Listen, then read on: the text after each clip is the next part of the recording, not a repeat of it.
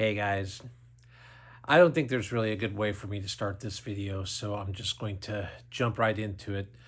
This is a video that I've known for a long time that I was going to have to make someday, but I never wanted to make, but here we are. 1 week ago today, I lost my mom. Last Tuesday. It wasn't anything sudden. My mom has been very ill for a very long time. And I just wanted to make a little video today to talk a little bit about her because she was, of course, extremely important to me. She was my rock. My mom was everything. My mom was my best friend and my biggest fan. And then also, I wanted to kind of go into my story a little bit, tell you guys a little bit about me and kind of why I started, well, at least why I took my YouTube channel in the direction that we've been on together for the past 3 or 4 years now. You only get one mom, and my mom was my biggest fan, and my mom saved my life when I was going through a very dark time about 4 years ago. And this kind of gets into to where I ended up taking my YouTube channel. Back in, well, it started about the end of 2019. My wife at the time, we'd been together for close to 10 years, and I unfortunately lost my wife to drugs. She's not dead, but the girl that I married and the girl that I knew has been gone for a very long time, and I was devastated when this happened. It was a very it was a big bad thing. She was a nurse, and yeah, that's a story for another video. But anyways, I had previously lost my my musical partner, and yeah, another best friend of mine. I'd lost him to cancer recently, and then things happened with my wife, and this was all at the onset of the pandemic. This was like ground zero, end of 2019, moving into 2020. So I found myself without my musical comrade, without my wife, and then I had 2 years to sit in this house and think about everything that I'd lost. I didn't handle it very well. I also lost my mother-in-law to suicide a few months later. I lost my gran at 100 years old about 6 months into all of this.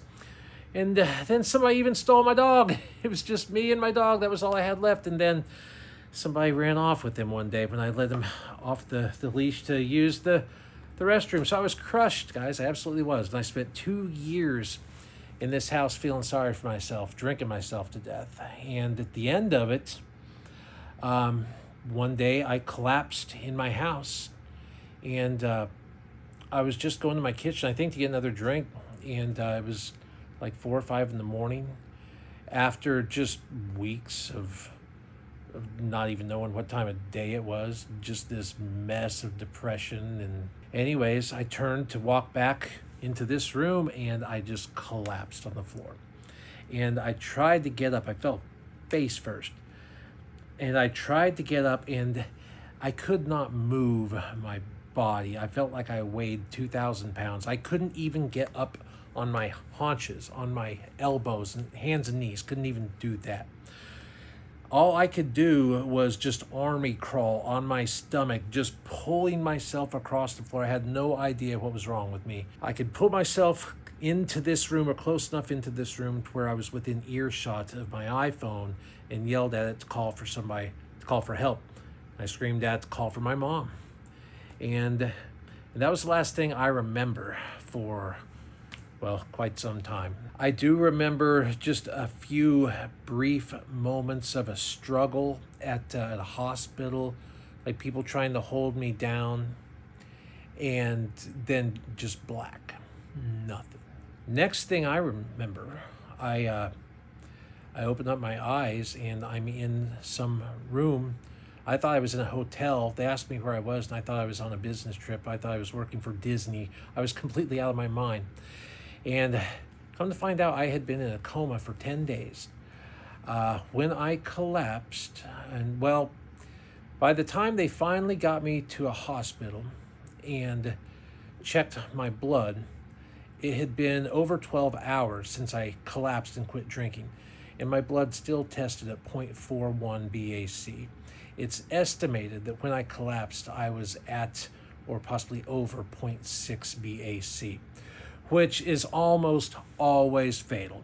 You are not supposed to survive that. And the weird thing is I didn't even feel drunk when it happened. I didn't know what the hell was wrong with me. I was just on the floor thinking, why is my body not working? But I was so messed up that I completely lost consciousness. They thought I was going to die. My mom held my hand in that hospital for probably, I don't know, close to 24 hours.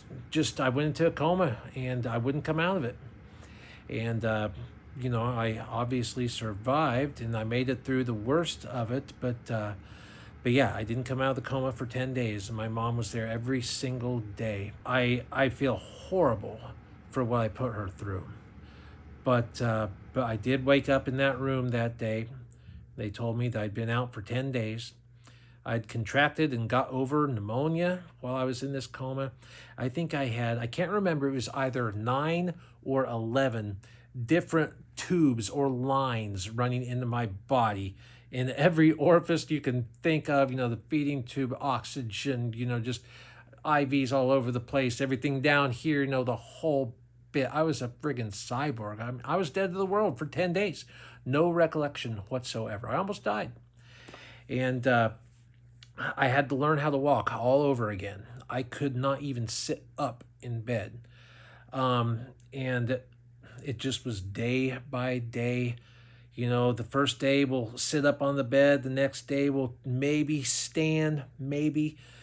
Then the next day is one step. And I was in that hospital for almost a month. And then I got out and I went to rehab for 2 months. And my mom visited me every day when I was in the hospital. And every time I would call her while I was in rehab, she would answer that phone after the first ring. She was the only one, because when you go through a long situation like that, you tend to distance yourself from a lot of people, and then some people distance themselves from you, and you can't really blame them from that. You can't blame them for that. I was in a bad spot. And but you know what? My mom got me through it. A lot of other people had written me off at that time, but if it wasn't for my mom, I have no doubt I would not have survived. Absolutely not. She was my rock. And if I didn't already owe her everything that I have and will have, I absolutely do after that. So when I got home from rehab, and there's actually a video on my channel called All Right Now, and it is me in the back seat of the Uber filming the rehab center out the window as they're driving off, because when I was in there, I couldn't wait to get out and get back on YouTube. And I didn't know what I wanted to do. I didn't have any idea. But I knew that I wanted to do something to help people, but I didn't want to start just a normal self-help channel or whatever. That's not really my bag. Plus, there's plenty of those. I had tried to do music on YouTube before. I mean, that is my bag, although I've never had, I feel that that's almost an oversaturated thing on the internet, and I wanted to try something that not a lot of people were doing. And I did want to help people, and I had quit smoking years ago. I quit smoking when I got married when I was 30. And this all happened around the time that I turned 40. But I had recently quit drinking, and so I was looking for an escape still, because I was white knuckle sober for like 6 months when I first got out of rehab and after all this. But I found that I didn't like being that way all the time. I still wanted to be able to have a release, but I wanted to do it in a way that wasn't killing me like what alcohol nearly did. I almost lost my life to that, and I still have problems from it. I have nerve damage throughout my legs. I really can't feel my feet anymore. It really messes with my double bass on the drums. It kind of pisses me off, but you know what? I'm still alive, so I'll take it. But I wanted to do something where I could help people, and I had tried to get into this new Delta 8 thing and had realized no one at the shops wanted to help me, or even if they did want to help me, they didn't really know anything. There was a lot of misinformation out there. So I started doing the vape reviews, and it's taken off, and I do feel that I've steered a lot of people in a direction that's going to be better for them in a lot of ways. Because for me, um, health-wise, of course, alcohol almost killed me. And then also, I stayed off YouTube for a long time because I was so fat, because I drank so much. I lost 120 pounds in like a year when I quit drinking and started getting healthy. I changed my diet and everything too. Started working out, I made a lot of changes as well. But anyways, and a lot of my friends kind of followed me in this, made some of the changes I did. None of my friends smoke cigarettes anymore. I got them all vaping. Very few of my friends drink anymore. They're all using using the stuff that I do. So I feel like I've hopefully prolonged some of my friends' lives, hopefully some other people's as well. I just know how much of a difference it's made for me. And so I try to present it in a way that is fun. There are videos that people want to watch. I try to show off products that I think are cool. And I don't try to harp on people because nobody wants to listen to that. So, and I just wanted to talk about that, to talk about Mom, and finally tell you guys my story, tell you what happened, and the kind of tragedy that what I thought was a tragedy, and then that was just another thing. Now comes the tragedy. It does, but you know what, guys? I've got the best group of friends and family a guy could ask for. I'm very fortunate in a lot of ways. And everyone's been great. But those two little girls were Mom's everything, I'll tell you what.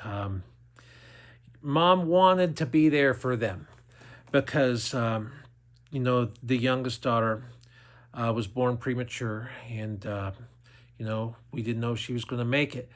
And, fortunately, she pulled through. And Mom wanted to be there for her. She wanted to give her a grandma. And she did, she gave her 9 years. So we were all very, very fortunate to have Mom for the extra time that we had. Even knowing for 9 years, it's still something that you just can't prepare yourself for.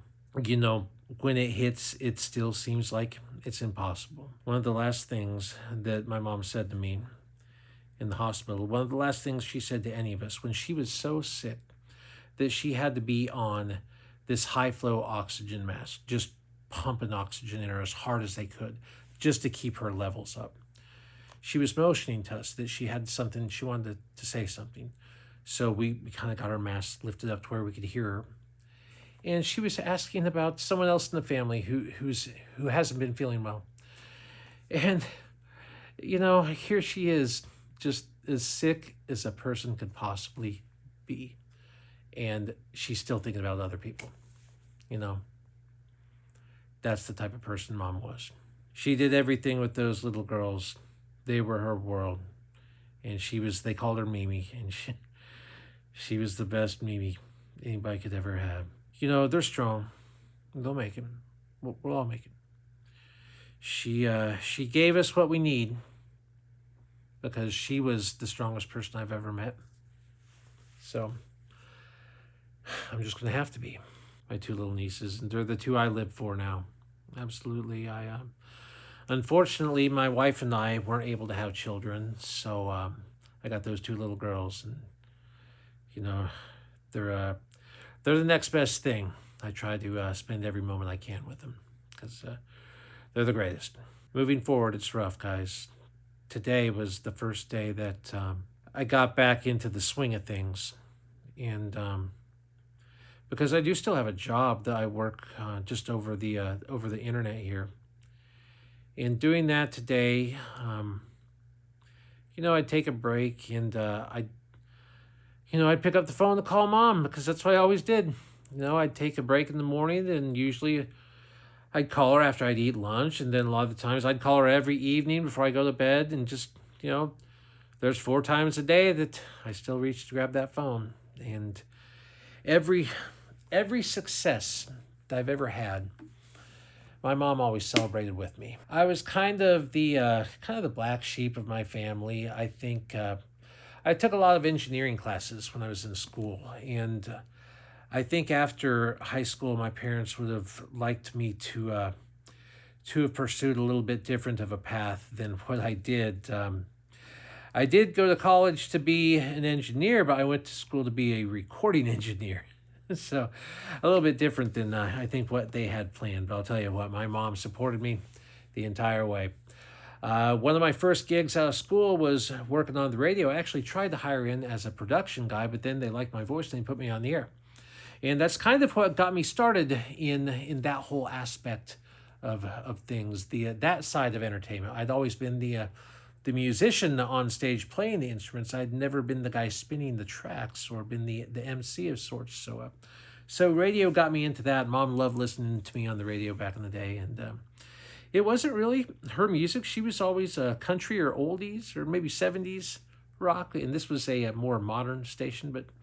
But you know, she got turned on to a few bands. She found out she liked Train when I was on the radio. To date myself, the song was Short Skirt Long Jacket. If you guys remember that one, that was brand new. I was 19 years old, running the Drive Home show on the biggest rock radio station in Terre Haute, Indiana. Not a big city, but still pretty big station with a pretty far reach. We had the biggest tower around. So, but yeah, my mom was my biggest fan through all of that. When I was in high school band, she followed me all around the country, all the way to California, Florida, New York, all over the place. Mom was always there. And she watched all my YouTube videos. She helped me film YouTube videos. You know, I want to, I'll see if I can bring up a few. She did my makeup when I did the Halloween video. When I did the one where I was painted up like the Crow. When I did the Halloween vape. She did my makeup for that. Whenever I would do a video that required somebody filming it, it was always Mom. My mom's filming for me today. Say hi, Mom. Hello. If you guys are watching any of my videos and you can tell if the camera is moving around a little bit, that's Mom. I don't think anyone else has ever filmed for me at all. She was the greatest. I don't know what I'm going to do without her, guys. I don't. She would always know the right thing to say. She would always know what to tell me, not to just make me feel better, but to put me on the right path. My mom kept my 2 feet planted on the ground when it needed to be done. But then she also let me spread my wings when I wanted to. You know, and she helped me with all of this remodel, everything I've done here, all of the stuff that you guys see in my background, all those flowers and stuff. You think I learned how to do that on my own off YouTube? Nah, man, that was Mom. Mom showed me how to do all of that. That's her thing. I learned that from her and from Gran. Yeah, and I mean, all this, you know, now these curtains, these were more my idea, but she liked this couch though. You know, my mom, somebody said this about her at the funeral.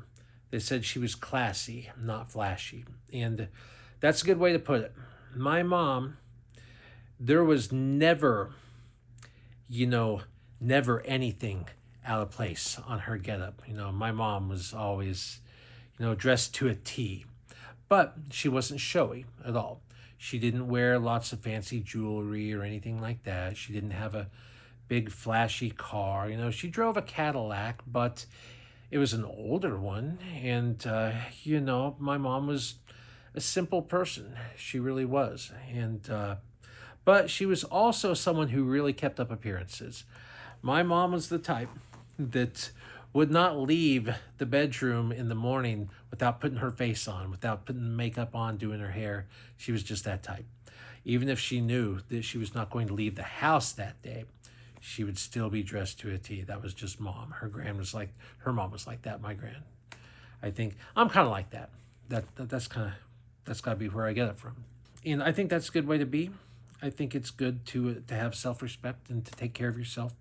I wasn't doing it for a long time, When I went through that, I certainly wasn't taking care of myself.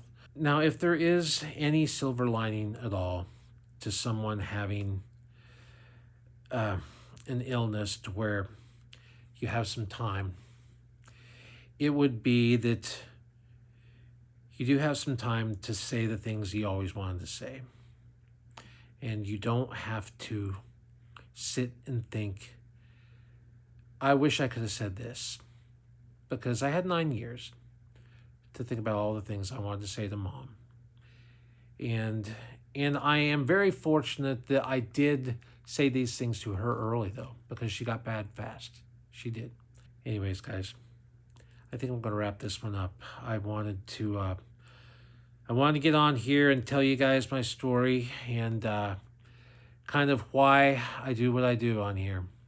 So, guys, I appreciate it. And as always, thank you for watching. I'll do this as long as they let me. Bye-bye.